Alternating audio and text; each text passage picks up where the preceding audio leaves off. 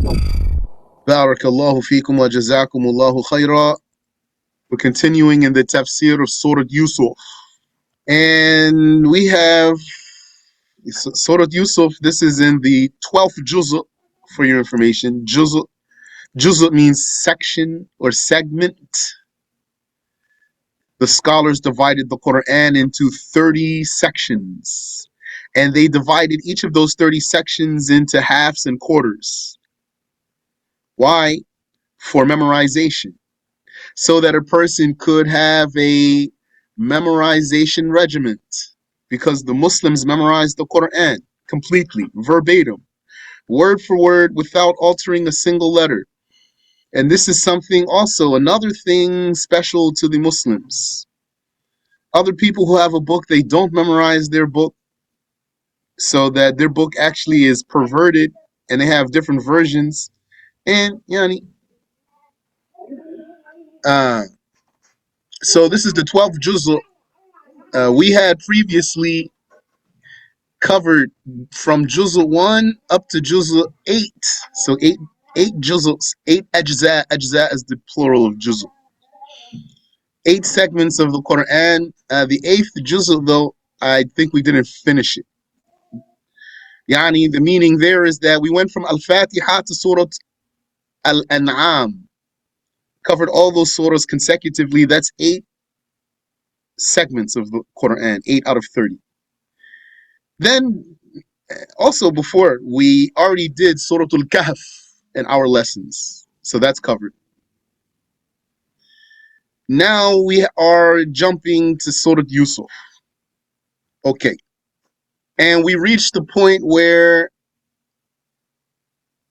the woman who actually, he grew up in her house, and she fell in love with him and attempted to seduce him because how beautiful he was.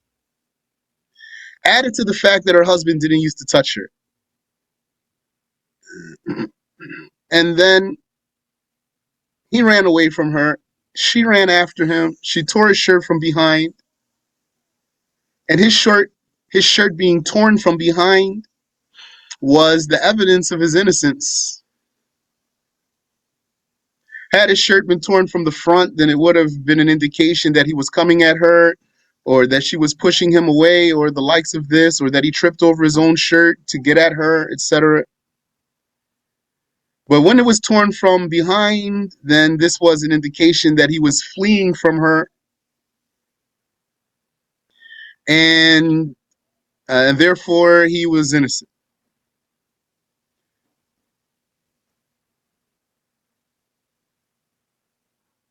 And who is the one assessing the situation here? Her husband, who was an Egyptian official. Potiphar is his name in English, Potiphar. In Arabic, Qitofir.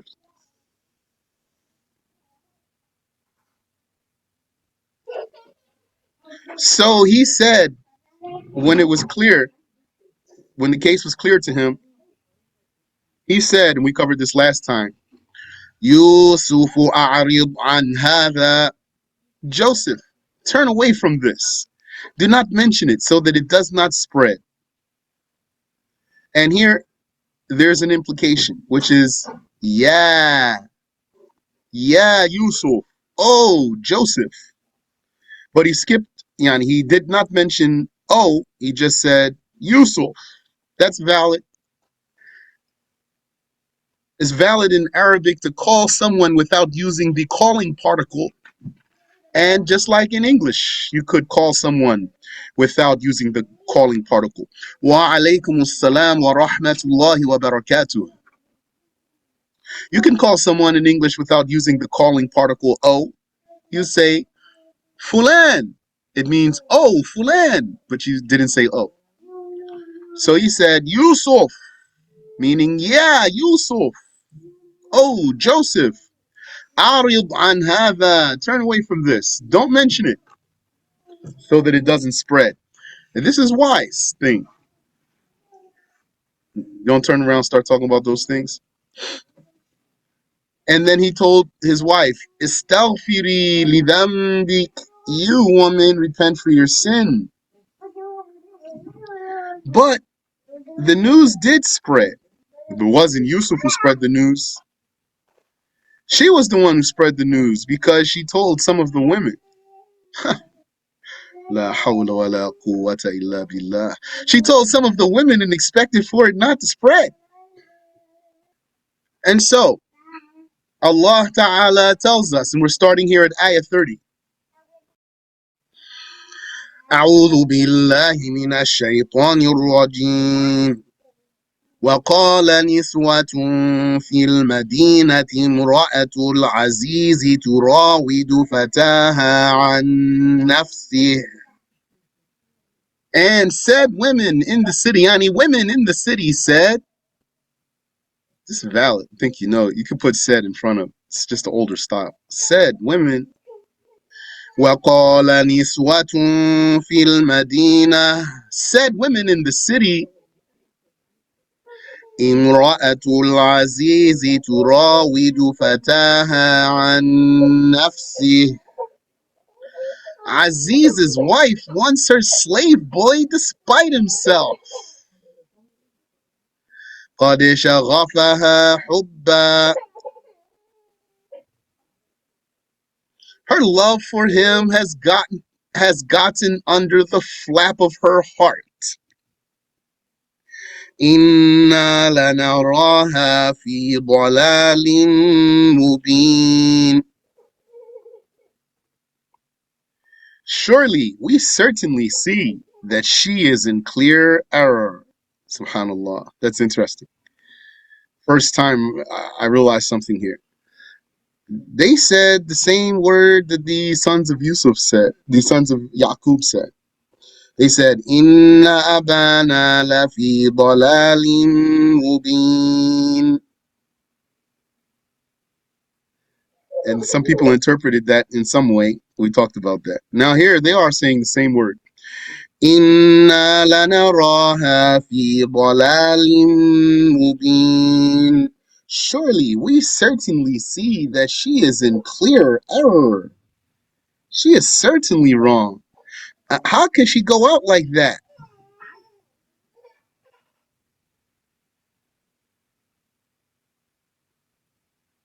Yani, because she's rich and famous and she's beautiful.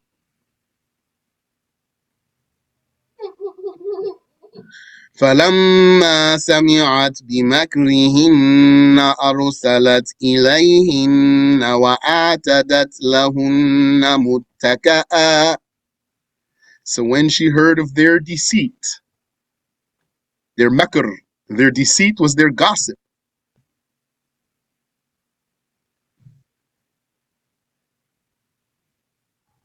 أرسلت إليهن, she sent invitation to them to come.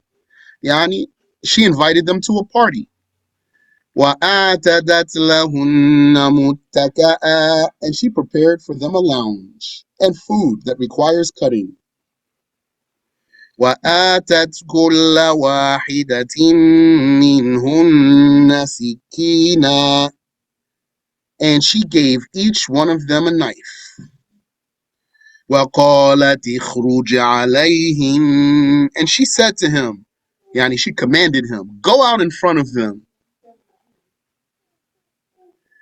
فَلَمَّا رَأَيْنَهُ أَكْبَرْنَهُ وَقَطَّعْنَ أَيْدِيَهُنَّ, then when they saw him, they deemed him astonishing. أَكْبَرْنَهُ, yani they found him great. وَقَطَّعْنَ أَيْدِيَهُنَّ, and without feeling pain, because of being distracted by Joseph, they cut their hands. Yani they were cutting their food. Then Yusuf went out in front of them as he was commanded to. So when they saw him, they were distracted. They didn't stop cutting, but they stopped looking at what they were cutting, so that they cut their own hands without even realizing it.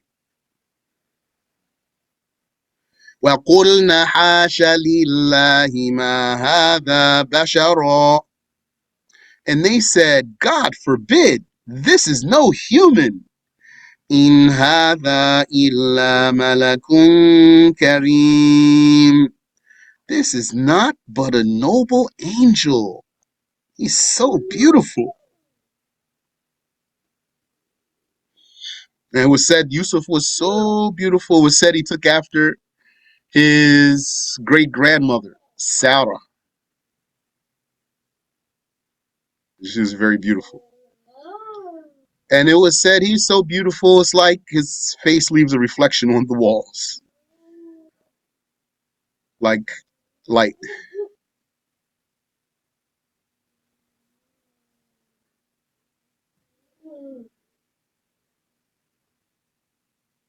But Muhammad sallallahu alayhi wasallam was more beautiful than Yusuf. But if he's so beautiful, if Yusuf is so beautiful, and this is what happened to him, how is Muhammad more beautiful than Yusuf? And we don't see that, and it wasn't reported to us that such a thing happened to him. Although many women would have loved to marry Prophet Muhammad sallallahu alaihi wasallam, they did. Not they would have, they did. And not just for his beauty.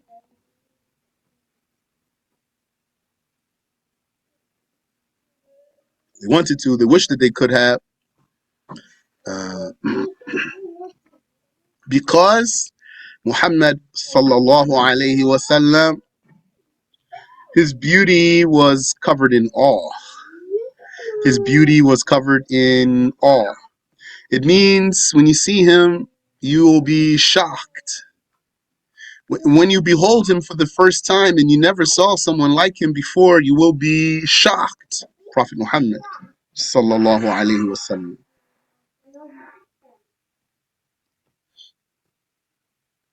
Like stunned.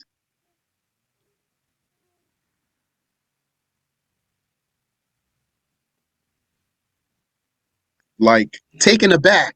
It means surprised.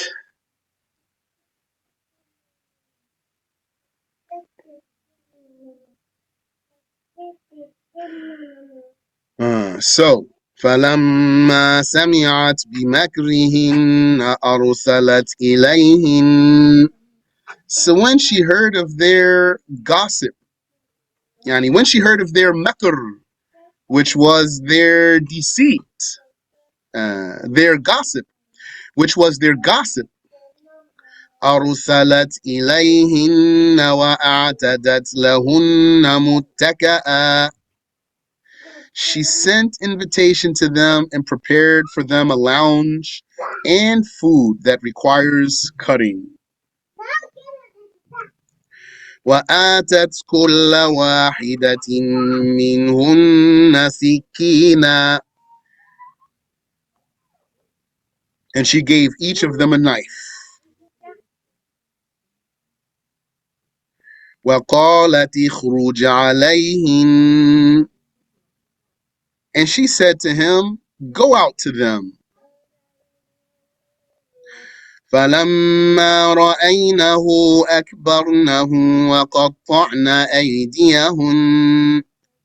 Then, when they saw him, they deemed him astonishing. أكبرنه.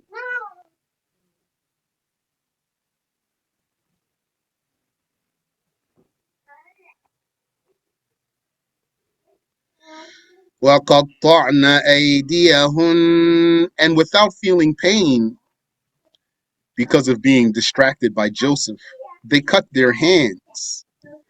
وقلن حاش لله. وَقُلْنَا حَاشَ لِلَّهِ. And they said, God forbid. مَا هَذَا بَشَرٌ إِلَّا مَا هَذَا بَشَرٌ إِنْ هَذَا إِلَّا مَلَكٌ كَرِيمٌ. They said, God forbid. مَا هَذَا بَشَرٌ. This is no human. إن هذا إلا ملك كريم. This is not but a noble angel.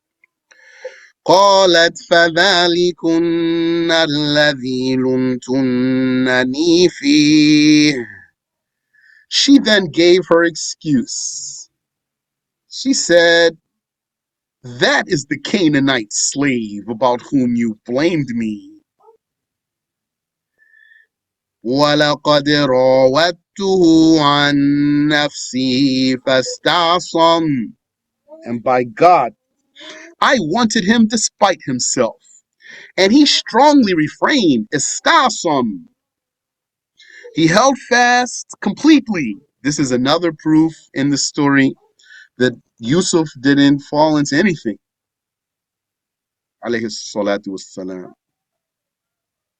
She said, Rawattuhu an nafsihi. I attempted to seduce him. Fastasam. And he refused altogether, completely and totally. Yani, he had the nerve. Wala illam. Up on that wall and pick up. It's not what we need to cut. ولئن لم يفعل ما آمره ليسجنن وليكون من الصاغرين. Here there needs to be an adjustment. There should be here an alif. Now this alif is for tanween. It's not a real tanween though. This is nunu tokid. Nunu tokid written like a tanween. وَلَيَكُونَ مِنَ الصَّاغِرِينَ. She said, وَلَئِن لَمْ يَفْعَلْ مَا آمُرُهُ. I swear to God, if he does not do as I command, لَيُسْجَنَنَّ, then surely he will, I swear, certainly be imprisoned.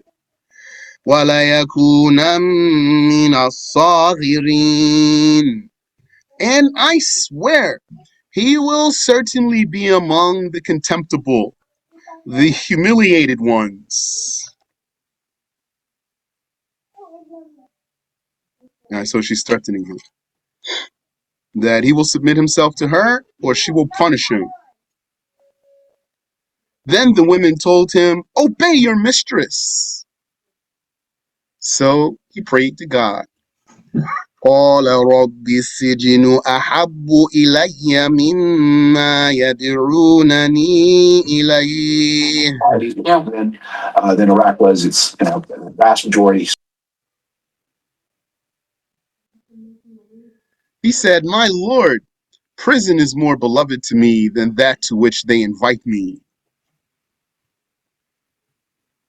وَإِلَّا تَصْرِفْ عَنِّي كَيْدَهُنَّ أَصْبُ إِلَيْهِنَّ وَأَكُنْ مِنَ الْجَاهِلِينَ."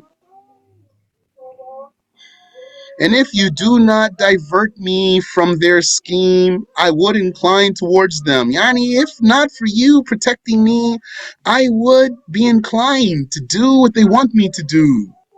And then I would be among the ignorant, sinful misbehaviors. Al-Jahilin. Ignorant here meaning those whose behavior is ignorant. I will be amongst those with ignorant behavior.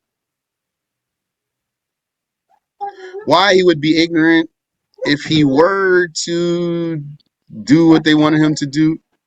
Because the one who does not act according to his knowledge is like someone who's ignorant.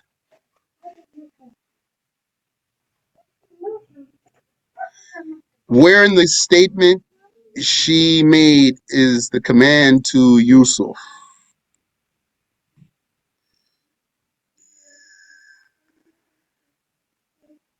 It's something implied.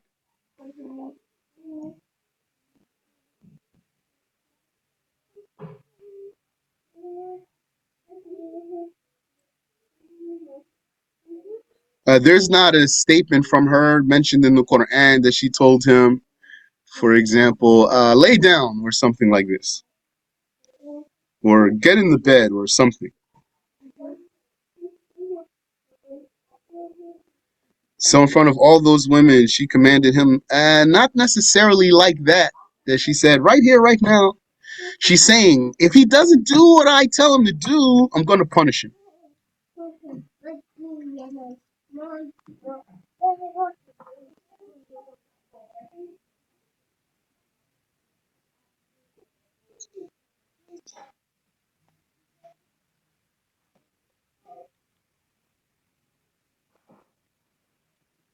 You said, I think I don't understand her logic. Yani, so her case is that the women gossiped about her. She confided in some women and expected that information to stay secret. So then it spread amongst the women, and it was said amongst the wealthy women. Those are the wealthy women of the town, the women and their daughters talking about her. Subhanallah wa bihamdi. So then she invited them. She had a plan, and then when they were there, she made Yusuf go out in front of them. Then they saw really how fine he is, and they found him so fine that they no longer thought that she was fi dalalin mubin. They didn't think she was fi dalalin mubin anymore, in clear error or clear straying. Which, by the way, why that was so interesting to me, not simply because it's the same words, but because the scholars, they said, if there's a mutashabih ayah in the Quran, there's another ayah that clarifies it in its vicinity. You said, I missed that they didn't feel that she was in error anymore. Yeah, because where is that? She said, yeah, here is the part here. فَلَمَّا رَأَيْنَهُ أَكْبَرْنَهُ. When they saw him, they deemed him astonishing. Right here. وَقَطَّعْنَا أَيْدِيَهُنْ. And they cut their hands. وَقُلْنَا حَاشَ لِلَّهِ. And they said, God forbid, this is no human. Here is where they were on her side. And then she told them, فَذَلِكُنَّ الَّذِي لُمْتُنَّنِي فِيهِ. This is the one you blamed me about. It's like she's saying, now you see? Now you know what you thought I was slipping, but I wasn't slipping. And then she kept talking. And so she kept talking. So she said, and I swear I wanted him despite himself. And he strongly refrained. And I swear to God, if he doesn't do as I command, then he will surely be imprisoned, etc. Yeah, she doubled down there. Yani, she wasn't ashamed. And they were not ashamed also. Also, his statement clarifies that those women then became on her side. What I have here in bold for you is from the Tafsir. Then the women told him, obey your mistress. So that's when he made dua. قال رب السجن أحب إلي مما يدعونني إليه. He said, my Lord, prison is more beloved to me than that to which they invite me. Meaning all the women were saying, yes, obey your mistress. Do what she tells you to do. وَإِلَّا تَصْرِفْ عَنِّي كَيْدَهُنَّ أَصْبُ إِلَيْهِنَّ وَأَكُنْ مِنَ الْجَاهِلِينَ. And if you do not divert from me their scheme, Yusuf said, then I would incline towards them, and I would be among the ignorant. Now here, don't get confused where he says, prison is more beloved to me than that to which they invite me. This is not yet when he got put into the prison. This doesn't mean that's why he went to the prison, because he said, oh my Lord, prison is more beloved to me. And so then he got put into the prison. No. Rather, he did say this. السجن أحب إلي مما يدعونني إليه. Prison is more beloved to me than that to which they invite me. He said that. But then what did Allah say? فَاسْتَجَابَ لَهُ رَبُّهُ. So his Lord answered him. وَصَرَفَ عَنْهُ كَيْدَهُنَّ, and he diverted from him their scheme. He diverted their scheme from him. So in this setting here, Allah rescued him. Yani Allah got him out of this situation. So this is not yet where he was put into the prison. إِنَّهُ هُوَ السَّمِيعُ الْعَلِيمُ. Surely he is as-Sami'ul Alim, hearer of the supplications of who resorts to him, knower of Joseph's case and of theirs. So he got out of that situation. ثم بدا لهم من بعد ما رأوا الآيات. Then it occurred to Potiphar and his family, after they saw the signs of inevitable scandal, لَيَسْجُنُنَّهُ حَتَّى حِينٍ. It occurred to them to most certainly imprison him for a while, until the talk dies down. So then that's when they put him in prison. Not here when he was in the presence of those women, but later. He got out of that one, but Yani, the case was going to blow up on them. The issue was going to blow up on them. So they pulled a move to get him in prison so that they can look innocent from anything, and so that he can look like he was the one to blame.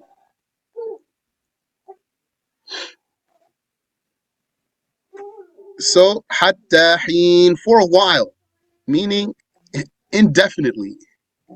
He was imprisoned indefinitely, Yani, for no particular amount of time.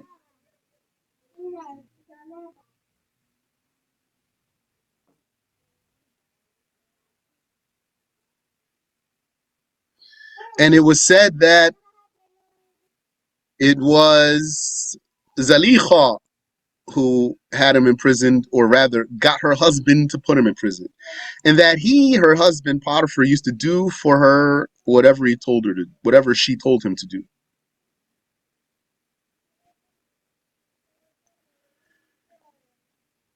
وَدَخَلَ مَعَهُ السِّجْنَ فَتَيَانِ, and two young slaves of the king entered the prison with him, the baker and the pourer. Pourer, yani, maybe I don't know if the word bartender works here, or bartender is too specific. So the one who poured the drinks for the king, the baker, the king's baker, and the one who poured the drinks for the king. Both of them accused of attempting to poison the king.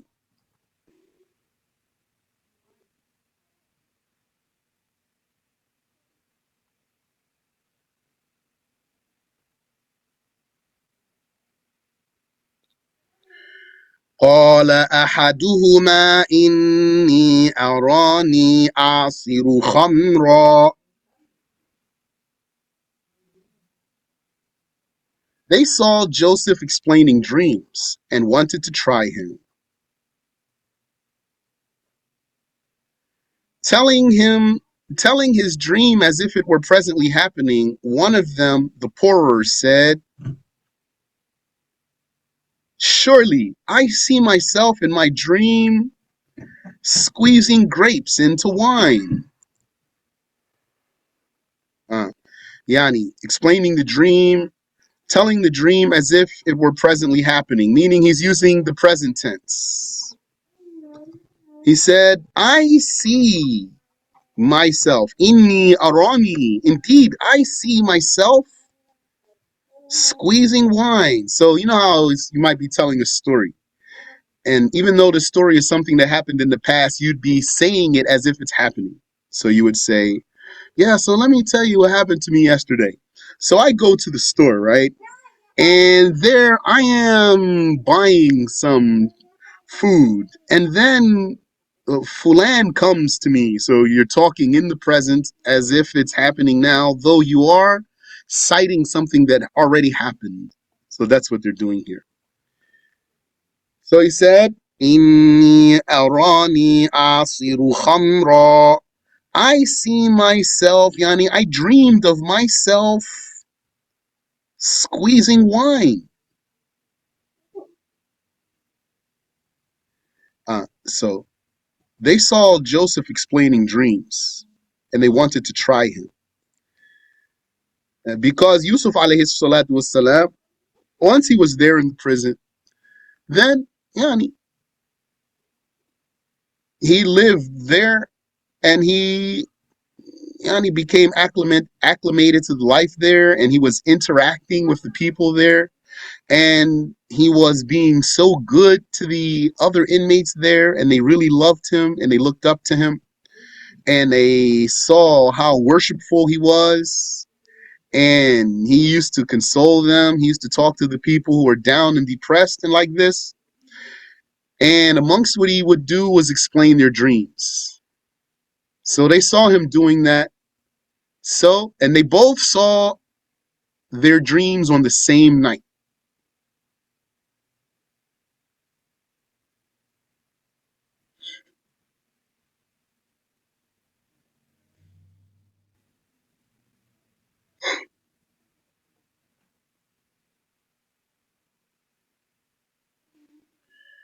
So they went to him.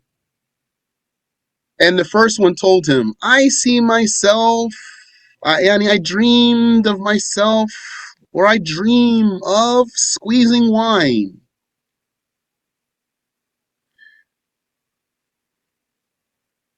وقال الآخر إني أراني أحمل فوق رأسي خبزا. And the other said, I see myself in my dream carrying bread over my head, or on my head. I want to say on. فوق, okay. Over. Let's say over.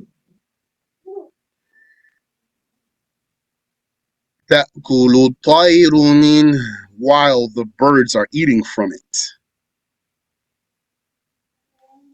So that's the second one. Told him his dream.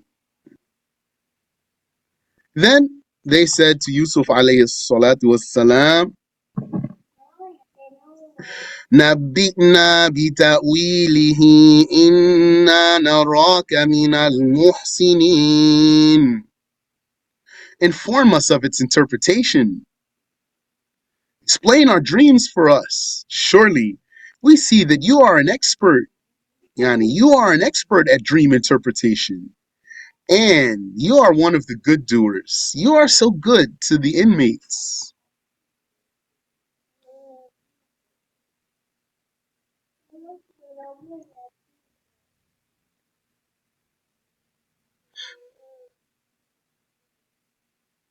Hmm. What we learned is that the dream interpretation in the first place is not something that you can study it and learn it like other sciences. And that rather the dream interpretation is amongst al-ilm al-ladunni. Perhaps you heard of al-ilm al-ladunni. This means knowledge from God. Knowledge from God without a teacher, that is.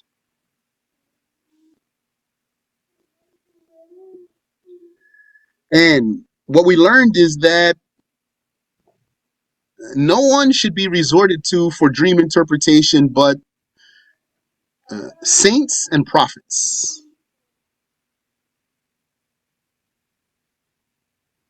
And furthermore, a prophet's interpretation of a dream will always be correct, while a saint's interpretation of a dream could be mistaken.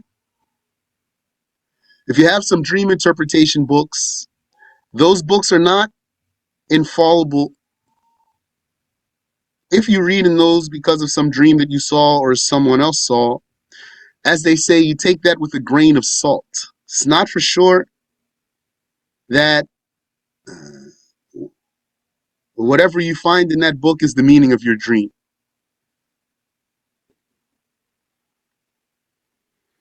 But I can tell you that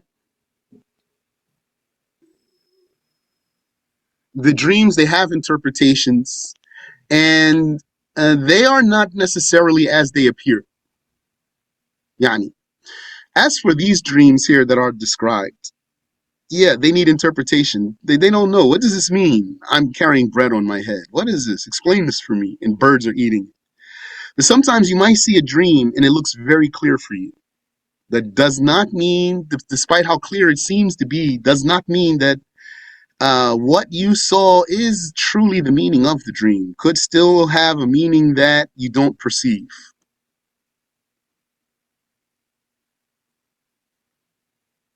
And it is said that the dream of the believer is true. The dream of the believer is true, but like I just told you, does not mean you know its interpretation. Its being true doesn't mean you know or perceive its interpretation. And sometimes in some of the stories, you might have heard about some kuffar who interpreted dreams, or maybe even some kuffar who were like fortune tellers or something, and what they said was true. Like in the story of Prophet Muhammad's birth. You know the story of the Prophet's birth, alayhi salatu wassalam, when the king of Persia had a dream, or it might have been for him a nightmare. He saw camels coming out of Arabia and going into Persia and spreading out. And then that same night, 14 balconies collapsed and the fire of the Persians went out. You probably heard about that. And then he asked his people to explain this dream for him, and then they explained his dream. Or like in the story of Ibrahim, when some fortune tellers came to Nimrod and told him, "We have seen in our knowledge that a child shall be born, and he's called Ibrahim, and he will destroy your idols, and he will disrupt your religion," and other things like that. Also, the Pharaoh, he had a dream, and it was interpreted for him. He had a nightmare about the Israelites. And then he asked his people, they explained his dream. He said, one of them shall emerge and he will be your downfall. And other things. Also in the story of Muhammad sallallahu alayhi wasallam, some of the astronomers, or is it astrologers? Always mix those. Fortune tellers who read the stars. They told Heraclius, who was the Caesar, or he interpreted his own dream, rather, or his own, not dream, his own reading of the stars. He was a fortune teller himself. In all these cases, it was accurate. And you might wonder, how is that? Especially if we're saying you're only going to ask a wali for the interpretation of a dream or a prophet. And we also say that this fortune telling is haram and invalid. So how does this come out accurate like that? That's because Allah Ta'ala made the signs of prophethood come from every direction and from every way. To the extent that even the fortune tellers, they would, the signs of prophethood would appear in what they are doing. And the dream interpreters amongst the blasphemers. So anyway, they told him, Nabi'na bita'wilihi inna naraka minal muhsinin. Inform us of its interpretation. Surely we see that you are an expert and one of the good doers. And here saying he's an expert and one of the good doers, that's a blend of two interpretations. What's the meaning of him being amongst the muhsinin? The muhsin could mean the mutqin. If muhsin here means mutqin, then means he's an expert dream interpreter. Or the muhsin could be the favor doer, the one who's good to others. So if it means the one who's good to others, then it means here he's one of the good doers. But before telling them their dreams, he told them that he is a prophet, and he taught them religion. What did he say to them? Tune in next week. Bi'ivnillahi ta'ala. We'll see. What did Yusuf say to them? Alayhi salatu wassalam. And what happened after that? Sadaqallahu al-azim. Allah the Great said the truth. You have any question I can answer for you? Subhanallah. Rashid, I saw you in my dreams last night. Allah yarhamuka. I'll tell you about it, inshallah. Inshallah.